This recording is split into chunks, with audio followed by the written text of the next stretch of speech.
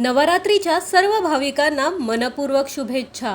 आज नवरात्र देवी आईचा दुसरा दिवस। आजच्या दिवशी देवी आईने परिधान केलेल्या वस्त्राचा रंग आहे हिरवा। हिरवा रंग आर्थिक उन्नती, मानसिक स्वास्थ्य, शांतता, समृद्धी ही वैशिष्ट्ये दर्शवतो, जी आहे ती स्थिती उंचावतो।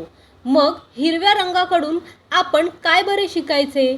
तर मी आहे, माझे असणे, माझ्या विश्वात जे काही आहे ते आहे, त्याला अधिक चांगले कसे बनवायचे यासाठी आपल्या परीने काम करत राहणे।